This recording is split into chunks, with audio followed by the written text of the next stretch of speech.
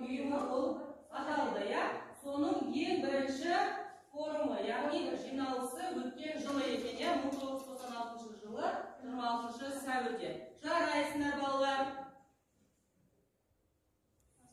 Ал енді балалар, бүгін үйге берілген тапсырмаға барлығымыз жақсы дайындалып келген сияқтымыз.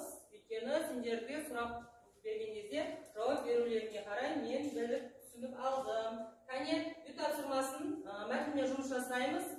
Тақырыпты, үйге берілген тақырыпқа қарап, біз есімізге түсіріп аламыз. Кәне, үй тапсырмасын кім айтады, балалар? Мен мына сұраққа жауап берейікші. Қазақстан Республикасының халықаралық қауымдастықтың тануы. Осы сұраққа кім жауап береді? Ал Аружан айта ғой. Бұл жерде бізде 1991 жылы Қазақстан Республикасы өзінің тәуелсіздігін алған соң көптеген жағымсыз ойлар болды әлемде. Жалпы олардан құтылу үшін бізде 3 нәрсе болу керек болды. Ең бірінші, біздің елімізді, жас елімізді әлемге таныту керек болды. Екіншіден, шаруашылық және экономикалық жағынан өзге елдермен қарым-қатынас, дипломатиялық қарым-қатынас орнату керек болды. Және үшіншіден, Қазақстанды өзге елдердің алдында мойындата білу керек болды. Сосын 1991 жылы бізде тәуелсіздік алған соң, сол жылдың соңында біздің Қазақстанды 108 ел танып, 70-ке жуық мемлекетпен дипломатиялық қарым-қатынас құрдық. Сосын тағы да 1992 жылы біз Алматыда 21 елшілік корпус ашылған болатын. Ол жерде Мәскеу, Вашингтон, Нью-Йорк және Франция секілді елдер өз жұмысын бастайды. Және жалпы біздің еліміз тәуелсіздік алған соң ең бірінші жаман болып көрінгенмен, кейін өзге елдермен қарым-қатынас жасап, біздің президентіміз өзге елдерге саяхат жасап, олармен жақсы қарым-қатынас құрған соң, біздің еліміз туралы жалпы әлемнің ойы өзгерді. Жарайсың. Отыра ғой. Ал тағы екінші сұрағым бар. Қазақстан Республикасының сыртқы саясатындағы негізгі бағыттары туралы кім айтып түсіндіріп береді маған? Айта ғой. Мадина. Қазақстан Республикасының сыртқы саясатының негізгі бағыттары, яғни бұл кезде Қазақстан Республикасы тмд елмен қарым-қатынасты орната бастады. Ол қарым-қатынасты орнату мақсаты, яғни халықты дамытуға бастамшы әрекеттер жасата бастады. 1992 жылдың 2 наурызына қарай Қазақстан Республикасы Біріккен Ұлттар ұйымына мүше болып қабылданды. 2022 жылдың 2 наурыз күні Қазақстан Республикасының Біріккен Ұлттар ұйымына мүше болғанына 30 жыл толды. Және де сыртқы саясатта 92 жылдың 25 желтоқсанында Қазақстанның егемендігін мойындаған ақш мемлекеті басым болып берді. Сонымен қатар Қытай Республикасы ерекше орын алды ақшта. Және де қазіргі Қазақстанның тарихында маңызды беделді орын алатын 2010 жылдағы ұйымдар, яғни Еуропада қауіпсіздік және ынтымақтастық ұйымы болып табылады. Және де 2011 жылы Ислам ынтымақтастық ұйымы болып табылды. Сосын Қазақстанның тәуелсіздігін алғаш мойындаған ел Түркия мемлекеті. Түркия мемлекеті 91 жылға қарай Қазақстанның алғашқы президенті Нұрсұлтан Әбішұлы Назарбаев Түркия Анкара мемлекетіне барып, түрік елімен жақсы қарым-қатынас орнатуда маңызды құжаттарға қол қойып келді. Жарайсың, отыра ғой. Кәні осы айтылып жатқан жаңағы тапсырмалардың ішінде есімізде қалғандар бар ма, балалар? Кәні біз Біріккен Ұлттар ұйымына Қазақстан қай жылы мүше болып кіріпті? 1992 наурызда. Жарайсыңдар. Сонымен 91 жылдың соңына қарай Қазақстанды қанша мемлекет таныды және қанша мемлекетпен дипломатиялық қарым-қатынас орнатты? Кім айтады?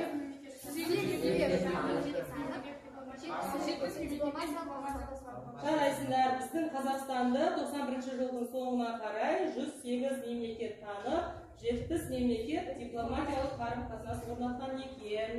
Тағы да сұрақ, Қазақстанның әлемдік экономикалық қатынастардағы орны туралы кім айтады?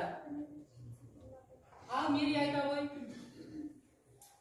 Қазақстан мемлекеті өз тәуелсіздігін жариялағаннан кейін біздің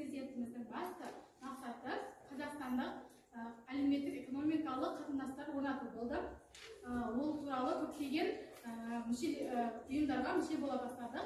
Солай біз 2000 жылы Алматыда өткен бірінші Еуразиялық экономикалық сессиясында 2012 жылы 22-24 мамыр күндерінде Астана қаласы, қазіргі Нұр-Сұлтан қаласында үлкен 5 экономикалық форум өтті. Ол Қазақстан үшін ғана емес, Орта Азия халықтарына да маңызды шара болып табылды.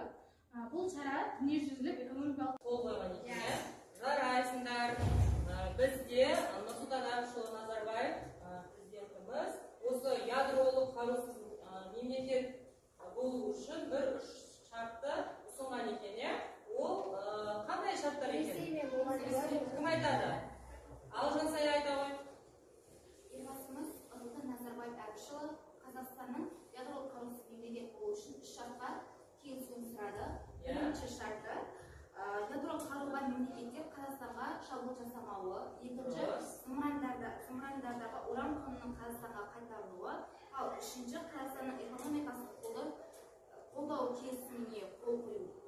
Сол үш шартқа келісуін сұрады. Сол үш шартқа келіссе, біз ядролық мемлекет боламыз. Жарайсыңдар. Отыра ғой. Бүгінгі үйге берілген тапсырманы оқушылар жақсы тың жауап берді. Мен солай бағалаймын. Енді сендерге сұрақ. Жалпы тәуелсіздік алғалы бері бізде көптеген оқиғалар орын алды. Осындай жаңағы әлемдік қауымдастық саяси ұйымдарға кіре бастады. Ол ұйымдарға кірудің мақсаты не? Өзге елдермен дипломатиялық қарым-қатынас орнату. Және де халықтың нығайту болды. Біріккен ұлттар ұйымы, Еуразиялық қауіпсіздік ынтымақтастық ұйымы және Шанхай ынтымақтастық ұйымы, ол алғашында Шанхай деп аталды. Кейіннен Шанхай ынтымақтастық ұйымы болып аталды. Сосын ТМД, тәуелсіз мемлекеттер достастығының құрылуы. Сендерге сұрақ. Осы 1993 жылдың соңына қарай Қазақстанда ресми тіркелген 3 саяси партия. Кім атап береді? Қандай партиялар жұмыс жасаған? Ресми Қазақстанның ішіндегі мақай? Ол емес, кім айтады? Қазақстан социалистік партиясы, мен біреуін айтайын. Екіншісі? Жоқ, ол емес. Социалистік партия, сосын халық конгресі, Қазақстан Республикалық партиясы. Осы үш партия 93 жылдың соңына қарай ресми түрде тіркелген жұмыс жасайтын партия екен. Енді бізге үйге берілетін тапсырмамыз да осы. Бізге 2 сағатқа берілген Қазақстан халықаралық құқық субъектісі тақырыбы әлемдік қауымдастық қатарына енуі. Енді сізге полигонымыздарды білеміз ба? Қалай әсер етті бізге халыққа? Оның 3 мың жылға дейін созылған болды. Осы ядролық қарудан бас тарту, соған жаңа қол қою президентіміз сол шараларды іске асыра бастады. Қазақстан ядролық держава тақырыбында кім айтады? Ал Бексұлтан. Қазақстан ядролық державасы 80 жылдары ядролық қару арсеналында 50 мыңдай бомба жиналған екен. Олардың жалпы күші 12 мың м-ны құрады. Бұл Хиросимада жарылған 1 миллион бомбаға тең деген сөз. Ғалымдардың пікірінше, жердегі тіршілікті жойып жіберу үшін 100 м-ның өзі жеткілікті екен. Сұрау ыдыраған соң ядролық қару 4 мемлекетте сақталды. Ресейде, Украинада, Беларусияда және Қазақстанда орналасты.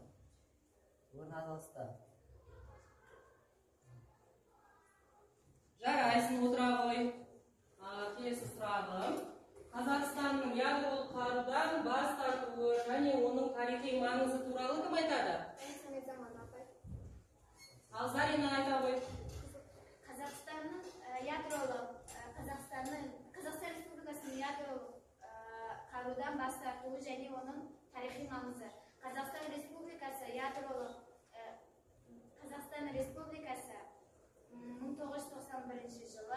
29 тамызда Нұрсұлтан Әбішұлы Назарбаевтың жарлығы бойынша сынақ алаңынан бас тартты. Және ядролық сынақ алаңынан бас тартқан мемлекеттердің ішінде ең біріншісі болып саналды.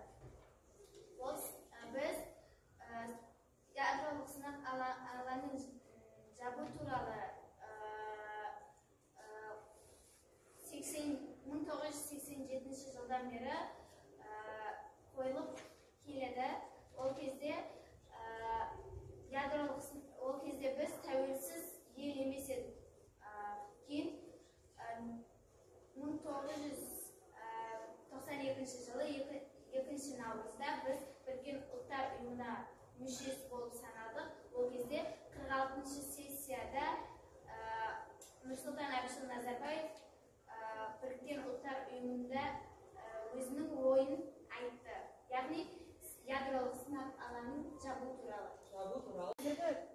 Қазіргі күндегі де жағдайға жеткізеді деп ойлаймын. Биыл біз тәуелсіздігіміздің неше жыл мерейтойын тойладық? 30 жыл. Жарайсыңдар, 30 жыл. Жақсы. Отыра ғой. Яғни біз бүгінгі сабағымызда Қазақстан Республикасының халықаралық сахнаға шығуы қандай талаптарды орындады, соларды білдік, және де Қазақстан тәуелсіздік алғанда оны сыртқы елдердің мойындауы, және ең алғаш қай мемлекеттер бізді таныды, неше мемлекет таныды, соны біліп алды. Ең алғаш Қазақстанның тәуелсіздігін мойындаған ел Түркия. Яғни ол Түркия екен. Жарайсыңдар балалар. Бүгін күнделіктеріне жазып алыңдар, үйге тапсырма. Осы сабақты қайта беремін. Яғни Қазақстан халықаралық құқық субъектісі деген тақырып. Бүгінгі сабақта мен оқушыларды бағалаймын. Аружанға 10 балл,